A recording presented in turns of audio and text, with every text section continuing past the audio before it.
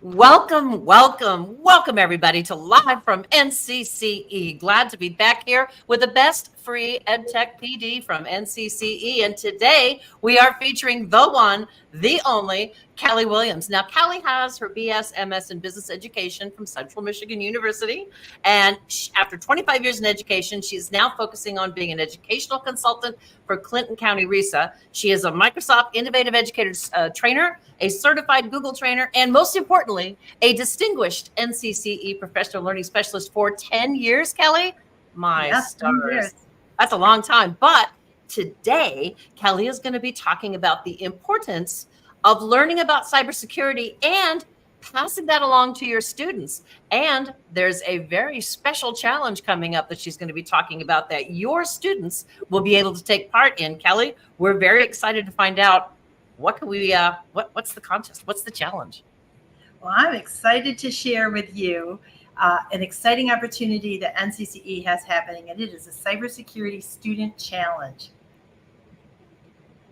So as Tammy said, I am a professional learning specialist with NCCE, and I'm from Michigan. And you can see on the slide there, I put a little star. I'm right from the middle part of the mitten. So thank you, everybody, for joining. So I'm excited to join everyone tonight and tell you about this great opportunity for students to increase their cybersecurity awareness. So NCCE is sponsoring our first cybersecurity challenge. So we're pretty excited about that. But what we wanted to do was provide an opportunity for students to showcase creativity and promote good cybersecurity actions. So we're looking for innovative posters and social media posts that highlight the importance of staying safe online. So our challenge is already opened. It opened on September 1st, but it doesn't close until November 30th. So you have plenty of time to get involved and have your students share their creativity and their cybersecurity safety tips.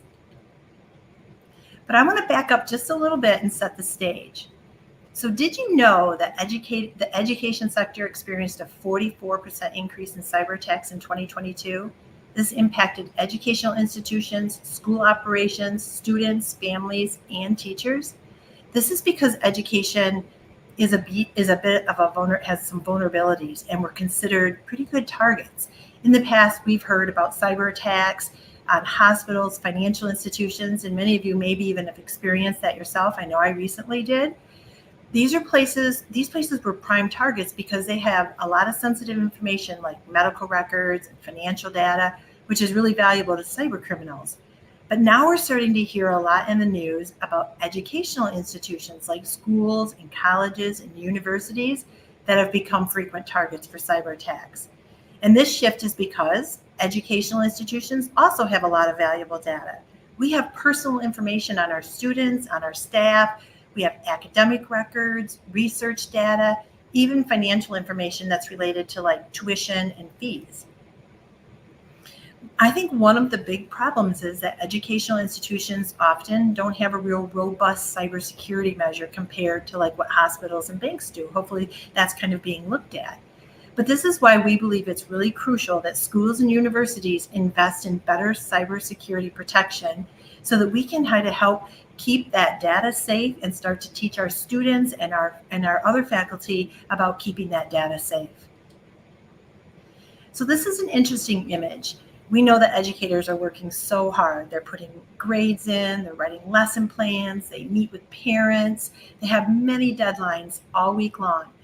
So what if this message came on the screen? We often ask schools, would staff know what to do? How would they react? And I have to say, before I really understood cybersecurity, I could have seen myself just kind of clicking on the X in the corner and thinking to myself, I need to tell my IT person when I get a minute. That's probably not a very good solution. These are some of the reasons why NCC has created materials to share with educators to help with cybersecurity awareness.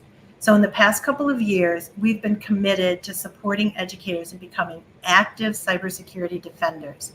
It's really critical that educators understand cybersecurity so that we can then in turn help our students understand how to protect their valuable information.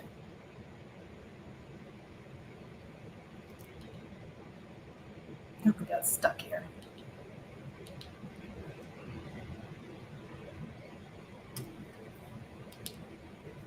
Well, get my slide just to go here. Sorry about that.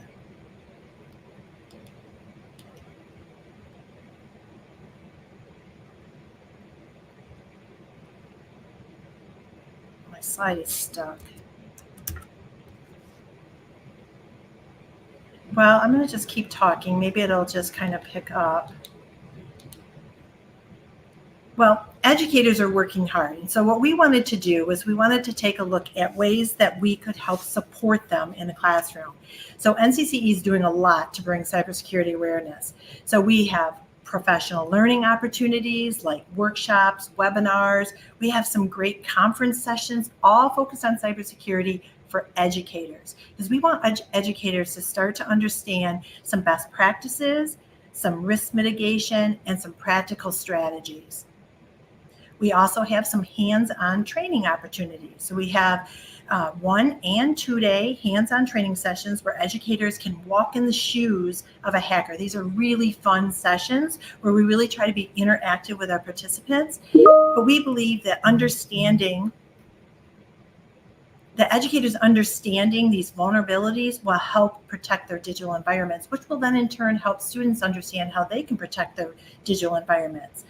We are putting together all kinds of resources and toolkits. So we have curated toolkits, guidelines, all specific for educators. So we're looking at things like data encryption, password management, and safe online practices, things that we feel like educators could really use in the classroom to help them. And we also believe that when the educators enhance their cybersecurity skills, that's then in turn going to benefit our students and also our educational institutions. But we don't want to stop with the educator.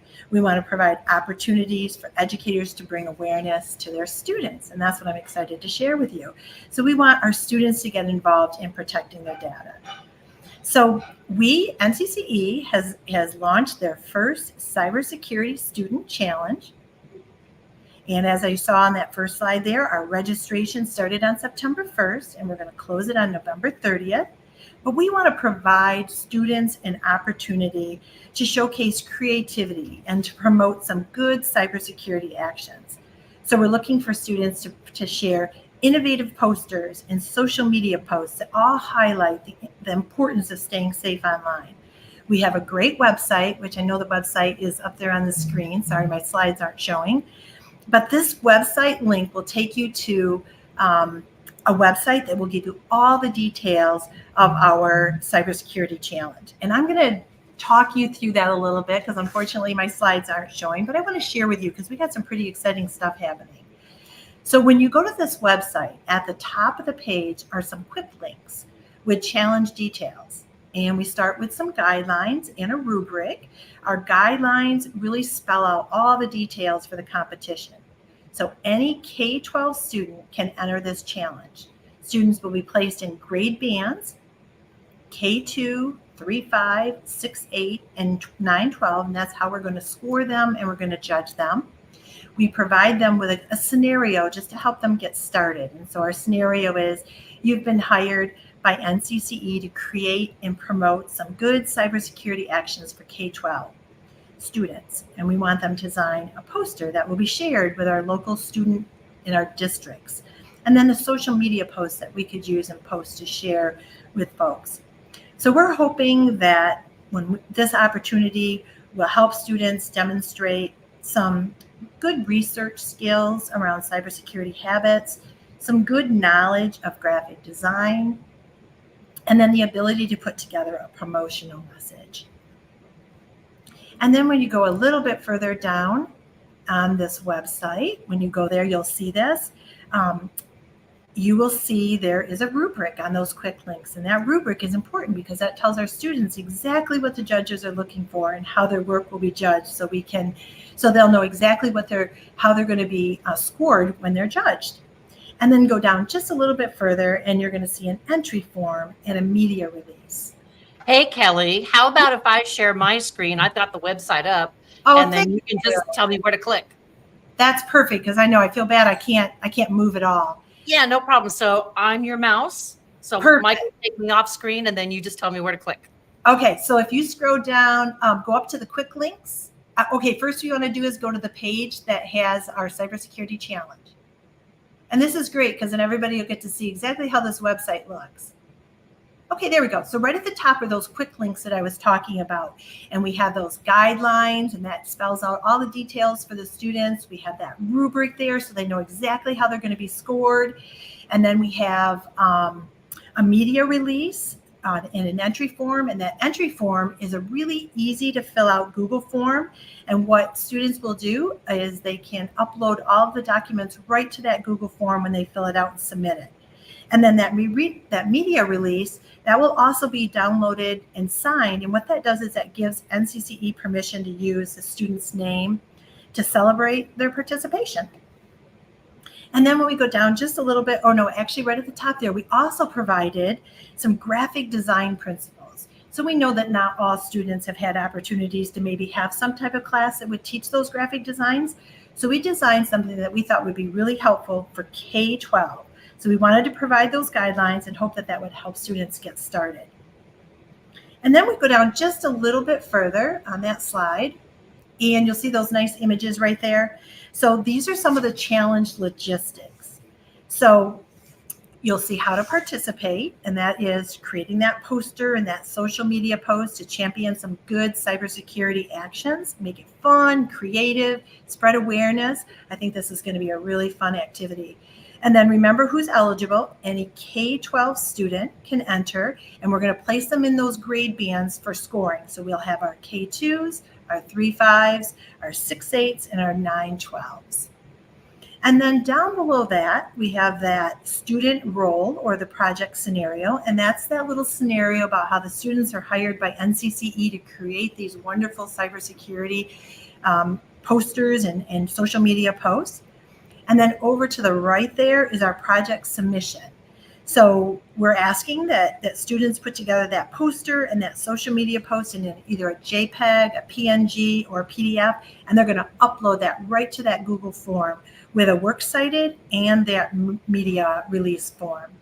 And then there is a little note there that our K2s can use a hand drawing if they want to, and they can just scan that in and upload it right to that form.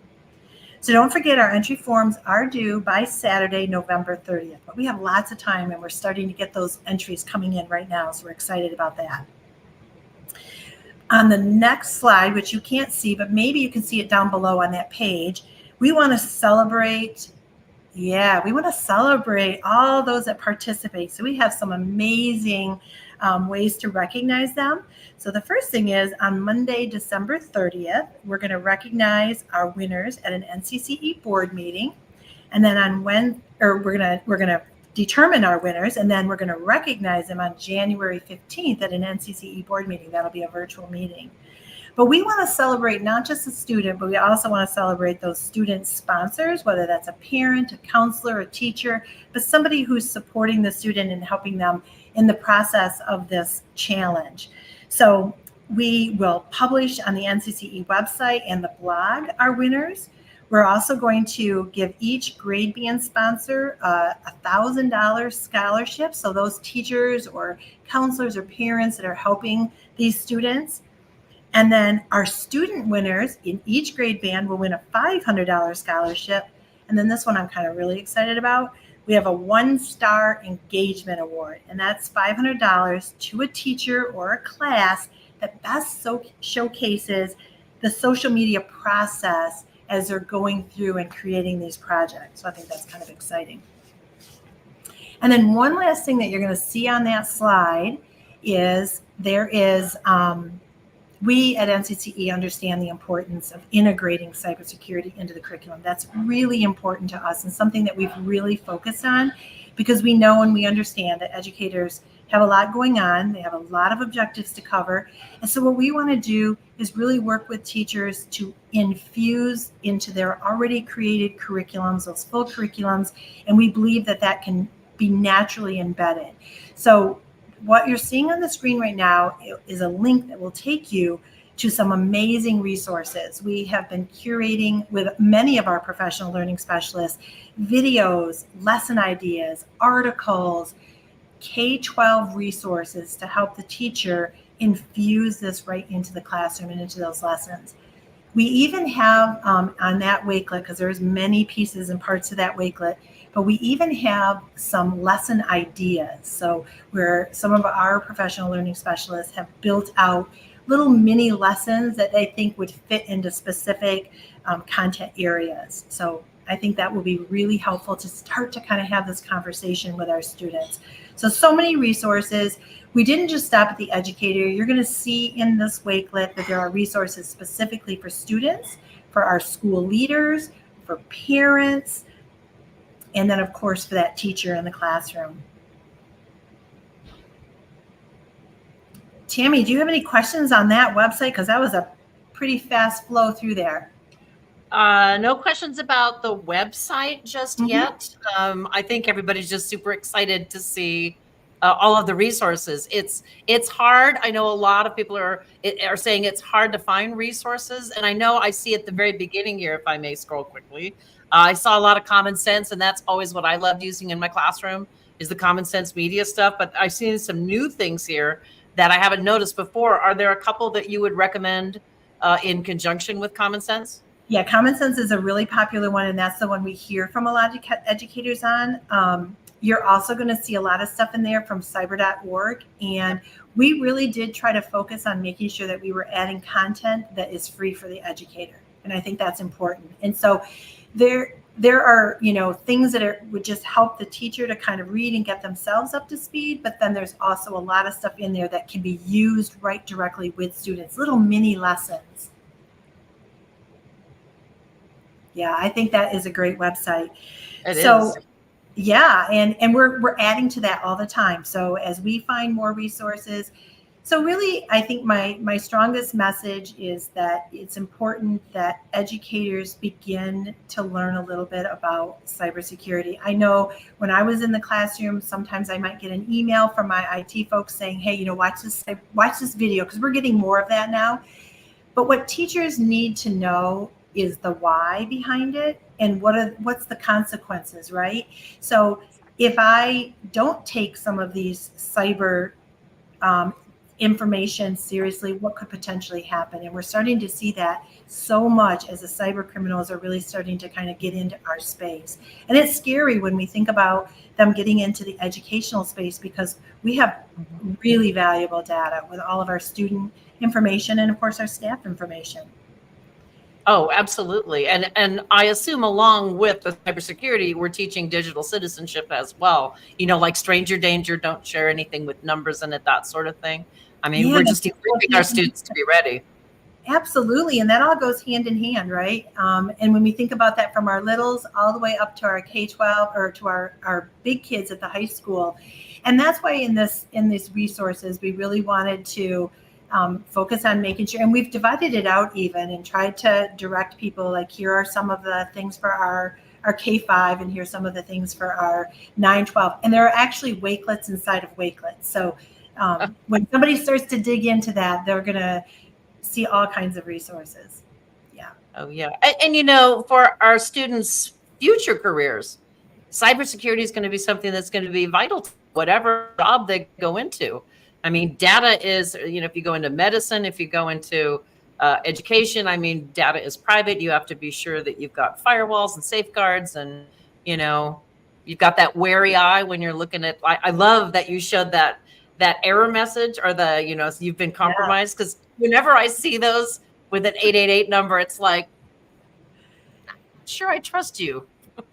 I know, but what's funny about that is that we do pause, and sometimes teachers are just so busy. And so sometimes, I really think that before I was as versed as I am on cybersecurity, I might have just X'd it out of it and thought to myself, yeah, I'll deal with that later. I've got too much going on right now. And then of course time passes and that's dangerous. That's really dangerous.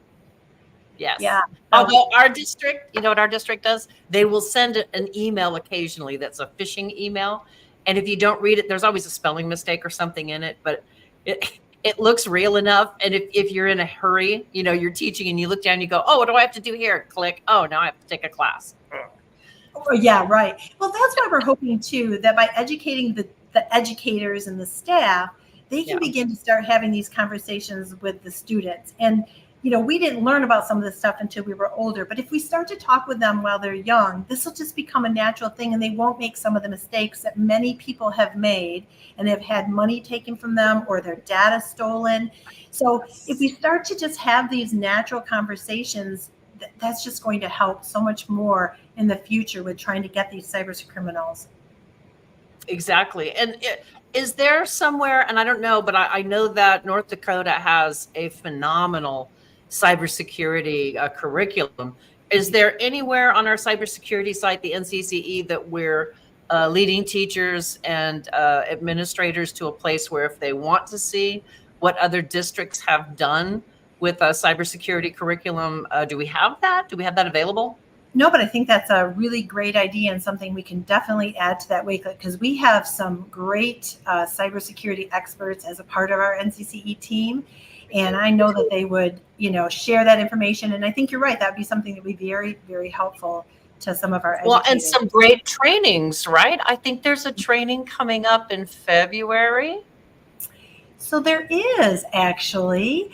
So in February, on February 26th through the 28th, is our NCCE conference. And this is a fabulous EdTech conference in the Pacific Northwest. It's in Seattle. And we actually have, on that first day, we have 4 summits. We have a Teacher Librarian Summit. Oh, she's bringing it up right here on the slide there. Teacher Librarian Summit. We have an IT Cybersecurity Summit. We have a CTE Summit, which is really close to my heart. And then we have a Leadership Summit. And so a lot more information would be shared during that summit. And a summit is either in the morning or in the afternoon, but it's a half day. So you can really dive in and have some great conversation around different topics with a leader. And it's a really great opportunity. But not only that, we also have a number of amazing sessions throughout the 3 days. And some of them do include some cybersecurity sessions. So I think that would be great. And then I saw you just kind of scroll real quickly, but I did notice we have, and I'm so excited for this, I can't wait for the conference. We have amazing keynotes. We have a first day, an opening keynote, and then we have a closing keynote. And these are great people that are going to talk about a lot of amazing ed tech and probably some AI in there. But yeah. I just did a search on cybersecurity, Kelly. Look at these sessions. Isn't it crazy? There's going to be a lot on cyber. You know why? Because it's so prevalent right now for educators. We're behind a little bit, right? And we don't have cyber experts in our districts. Our IT people sometimes are the people that we lean on for that. And so we need to educate ourselves so that we can help educate our students. Yeah. Oh, yeah. I see Charity's doing one the same day as the summit. I would recommend both of those sessions. For sure. She's one of our cybersecurity experts, definitely. From North Dakota, where they're like the leaders, aren't they in cybersecurity? Well, and that's another thing to think about. And I think we've included all of this in that Wakelet, but there are cybersecurity standards, and those standards, cyber.org came out with standards, and North Dakota right behind them with some standards. So a lot of states haven't necessarily have all of that in place, but we've got lots of folks that we can lean on. Yeah. And you had mentioned the 2 keynote speakers, and I just pulled them up here on screen. Dan Fitzpatrick is the AI educator. He's pretty well known. And we've had Matt Miller on the show. Matter of fact, Matt is coming up, I think, next month on Live from NCCE. But he's the Ditch That Textbook guy. Yeah. And he is, I mean, look at his tie there in the picture. It's got the trash cans where you're supposed to throw the textbook. I know. That's some pretty heavy hitters for keynotes. I'm excited about that. Yeah, super cool. And I think, if you go to, you've got it up there, ncce.org/conference. Registration's now open. All you got to do is click on that purple button and register. It's taking place in the Seattle Convention Center. Yes. So beautiful Seattle. What's not to like about that? That's right. And then don't forget to get involved in that cybersecurity or the Cybersecurity Student Challenge. And if you have any questions at all, you can reach out to ncce@ncce.org, and we will help navigate you through that challenge. But I think you're going to find everything you need right on that website. We're starting to get entries, and I'm super excited to see what else we got. So a question came up. Are students allowed to use AI? To create those images? Well, we didn't say that they couldn't. Because I'm noticing, I think that one under how to participate looks like an AI image, isn't it? Actually, all 4 of those images are AI images. All 4. Wow. That's incredible. Yep. Yep. I mean, I could tell the top one was because this hand has a lot of fingers on it. Isn't that funny how that happens? Yeah, and I think hopefully they're going to alter it, but we're excited also about getting some of those, some of the different posters that maybe we can do some things with those. Like we've talked about maybe displaying those at our conference so that other people can see what students are doing, and those social media posts. Like we want to use those and we want to post those and help educate people. And it cannot be a moving. It can't be like a GIF or anything. It has to be a still image. Yes. Okay. Just double checking, getting the questions answered. And we've got, yes, the permission if the student is under 13 years of age, right? The parent or guardian has to do it. Yeah. Yes. Yep. And all of that. So the form will be pretty easy for them to fill out, and there will be some check boxes in there to address all of those things. Well, let's take a peek really quickly at the form so they can see. So this is where the student's name goes, first name, last name, school district they're in, grade level, email address. Okay, and then I guess on the next page, I'm not going to fill it out, but there's more stuff. Okay. Yes. Yep. So it looks very straightforward. Yes. And what's really nice is right on that form, they can upload their files, and they can upload that media release right to that form, and then it'll be sent to us. And the rubric, I'm assuming that the judges are pretty much going to go by the rubric, right? That's right. I just wanted to show it on screen because I was looking at it earlier, and it's like, right up at the top, no copyright, fair use guidelines. You're looking for original work. You don't want to use somebody else's, right? Were you on topic? So, and I'm noticing here too, you're evaluating the content, the creativity, visual appeal. Thank you for including grammar and spelling, said the 5th grade teacher, and organization. So is there a percentage, or it's just each one gets so many points? That's right. I think it's equal by category. Okay, so everything is worth 20 points, 20, so it's out of 100. And we really want students to take a look at that, download that, because that's exactly what the judges will use when they evaluate them. Yeah, no, rubrics are, students don't always understand the importance of a rubric. It's like, I'm not judging you against the other students. I'm judging you against this. That's right. Right. That's right. So, all right. I don't see any more questions. Was there anything else? Let's see. We talked about media release, principals guidelines. I think we're there. And you've got the shortcut up on top, ncce.link/cyberncce. And yes, I believe they all do need to be capitalized. But this is the website it'll take you to. Kelly, any last thoughts? No, just excited to see those projects come rolling in. I can't wait. I think it'll be exciting. Well, Kelly, thank you. And thank you for allowing me to be your Vanna White. Yes, that was wonderful. Thanks for doing that. And thanks everybody for joining. Yeah, not a problem. And thank you for joining us on Live from NCCE. We are thrilled that we have the magnificent Kelly Williams with us this time. We'll be back in 4 weeks, I believe, with Matt Miller. So just watch us on the social medias. We usually post on Twitter. Yes, I refuse to call it by its new name. On Twitter, on Facebook, and on LinkedIn, we're always posting. And of course, one of the best things about this is that if you miss it, they're all recorded, so you can find it on our Facebook page, on our YouTube channel, or on ncce.link/live, and all the recordings are there as well. So Kelly, thank you so much for your time and your talent. It was lovely to see you again. And everyone else, have a magnificent evening, and we'll see you next time on Live from NCCE.